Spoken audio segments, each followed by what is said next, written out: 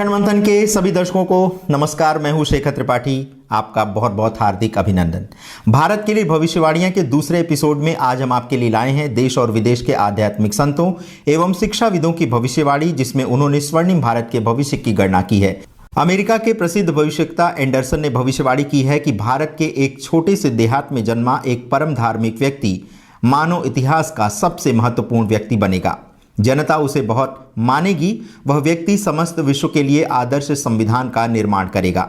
संविधान के अनुसार सारे संसार की एक भाषा होगी, एक संघीय राज्य, एक सर्वोच्च न्यायपालिका, एक झंडा आदि का विधान होगा। इस व्यक्ति के प्रभाव से सारे विश्व में एक अपूर्व सुख शांति छा जाएगी एवं मनुष्यों में संयम, सदाचार, त्याग, नीति, मानवता, सहिष्णुता आदि गुणों को जीवन में उतारने की होड़ जग जाएगी। भारतवर्ष का एक ऐसा महापुरुष अपने अपूर्व प्रेम एवं महानता से सारे विश्व को परम सुखदायी स्वरूप में परिवर्तित कर देगा।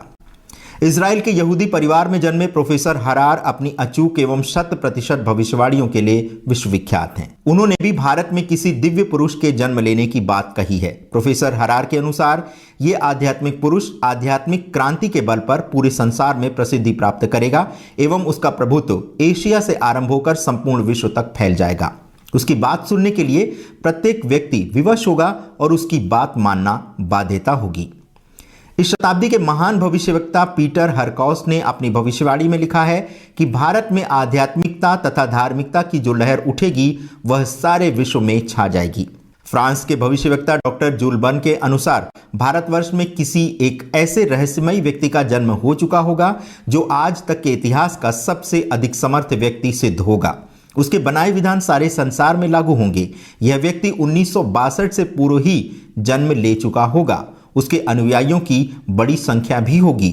उसके अनुयायी एक समर्थ संस्था के रूप में प्रकट होंगे और देखते ही देखते सारे विश्व में अपना प्रभाव जमाने लगेंगे और असंभव दिखने वाले परिवर्तनों को आत्मशक्ति के माध्यम से सरलता एवं सफलतापूर्वक संपन्न करेंगे। इस परिवर्तन को कोई रोक नहीं सकता। प्रसिद्ध विचारक गिलार्ड क्राइसे के शब्दों में, मैं देख रहा हूं कि पूर्व के अति प्राचीन देश भारत, जहां साधु और संतों की पूजा होती है, वहां के लोग सीधे, सच्चे और ईमानदार होते हैं। उस देश से एक प्रकाश उठता आ रहा है। वहां किसी ऐसे महापुरुष का जन्म हुआ है जो सारे विश्व की कल्याण की योजनाएं बनाएगा। संसार के अनेक लोग उधर देखेंगे और उसकी बात मानेंगे। सब राजनीतिक नेता एक मंच पर इकट्ठे होने के लिए विवश होंगे। इन सब बातों का प्रमाण इसी शताब्दी के अंत तक मिलने लगेगा और फिर सारा संसार एक सूत्र में बंधता चला जाएगा। स्वामी शिवानंद के शब्दों में, आज विश्व में जो घटनाएं घटित हो रही हैं वह शास्त्रानुसार पहले ही से सुनिश्चित हैं। भविष्य पुराण में भगवान वेद व्यास जी ने स्वयं भविष्यवाणी की है कि 4900 शताब्दी कलयुग बीतने के पश्चात भारत में बौद्धों का राज्य होगा। तदंतर आद्य शंकराचार्य जी के प्रादुर्भाव के साथ ही वैदिक धर्म का प्रचार प्रसार होगा और मनुस्मृति के आधार पर राजा राज्य करेंगे। पुनः 300 वर्षों तक यवनों तथा 200 वर्ष तक ईसाइयों का राज्य रहेगा। उसके बाद मौन यानी प्रजातंत्र का राज होगा, जो कि 11 राष्ट्रपति तक चलेगा। यह क्रम लगभग 50 वर्ष तक चलेगा। इसके बाद से किसी भी पार्टी को बहुमत प्राप्त नहीं होगा। महंगाई, भ्रष्टाचार बढ़ेंगे। माता पिता, साधु संत, ब्राह्मण विद्वान अपमानित होंगे। तब भयानक युद्ध होगा। भारत पुनः अपने अस्तित्व में आकर विश्व गुरु पद पर स्थापित होगा। भारत में शास्त्रानुसार पुनः राज्य परंपरा की स्थापना होगी। ये भविष्यवाणी उन्होंने 8 सितंबर 1998 को की थी। संत बाबा जय गुरुदेव ने कहा है कि भारतवर्ष में महान आत्मा का जन्म हो चुका है। भविष्य में भारत का राष्ट्रपति एवं प्रधानमंत्री शाकाहारी एवं सदाचारी होगा। आगे खरे लोगों का समय आएगा। संसार में एक नई लहर फैलेगी। ईमानदार व्यक्ति, धार्मिक एवं सच्चे लोगों को महत्व दिया जाने लगेगा। नीच एवं कुटिल लोगों के बुरे दिन आएंगे। हिंदू धर्म में एक फकीर पैदा होगा जो देश एवं दुनिया को बदल देगा।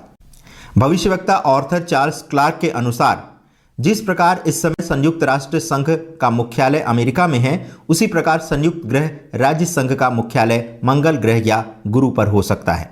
सन 1981 तक आते आते भारत अपने आप में शक्तिशाली होना आरंभ होगा एवं उसके पश्चात वहां से एक ऐसी विचार क्रांति उठेगी जो पूरे विश्व को प्रभावित करेगी। भारत का धर्म और अध्यात्म पूरा विश्व स्वीकार करेगा। 20वीं सदी के अंत से पहले एक देश विज्ञान की उन्नति में सब देशों को पीछे छोड़ देगा, परंतु भारत की प्रतिष्ठा विशेषकर इसके धर्म और दर्शन से होगी जिसे पूरा विश्व अपना लेगा। यह धार्मिक क्रांति 21वीं सदी के प्रथम दशक में संपूर्ण विश्व को प्रभावित करेगी और मानव को आध्यात्मिकता पर विवश कर देगी। तो देखा दर्शकों, आपने किस प्रकार से इन 8 भविष्यवाणियों में किसी दिव्य महात्मा के आने की भविष्यवाणी की गई है। वैसे तो कलयुग 4,31,000 वर्ष का है, किंतु इसकी गणना अलग अलग प्रकार से की जाती है, क्योंकि आज के समय की जो गणना की जाती है वह पूर्व की गणना से काफी भिन्न है। कुछ विशेषज्ञ 4,31,000 के काल को 5,000 वर्ष तक का ही बताते हैं एवं उनके अनुसार दिव्य पुरुष का अवतार हो चुका है, बस उसका सामने आना शेष है। इस मध्य आपको सावधान कर दें कि बहुत से पाखंडी पुरुष स्वयं को कल की अवतार घोषित कर रहे हैं, तो ऐसे स्वयं घोषित एवं स्वभू अवतारों से सावधान रहिएगा। हमारे पास भी कई ऐसे फोन कॉल आते हैं जिसमें संबंधित स्वयंभू अवतार स्वयं को कल की अवतार बताते हैं। ऐसे अवतारों से हम यही कहते हैं कि यदि आप सत्य में कल की अवतार हैं तो आप हमारे 7 लाख दर्शकों के जीवन में आने वाली समस्याओं का समाधान करें एवं उन्हें दुख और पीड़ा के जीवन से मुक्ति दिलाएं। तो बहुत शीघ्र ही ऐसे स्वयंभू अवतारों की परीक्षा का समय निकट आने वाला है एवं आप सभी ऐसे अवतारों की परीक्षा लेकर किसी निष्कर्ष पर पहुंचने में हमारी सहायता करिएगा, यही आपसे अपेक्षा है। क्योंकि जो भी स्वयं को अवतार घोषित करता है उसके लिए मानवीय जीवन में आने वाली समस्याओं का समाधान करना कोई बड़ी बात नहीं है। वह तो संकल्प मात्र से ही सारे संसार की समस्या एक क्षण से भी अल्प समय में हल कर सकता है। तो देखते रहें अखंड मंथन, क्योंकि आने वाले समय में आपकी सहायता से दूध का दूध और पानी का पानी हो जाएगा। अवतार तो जब होगा तब होगा, वह होगा ही और उसके कृत्यों से पता चल ही जाएगा कि वह वास्तविक अवतार है।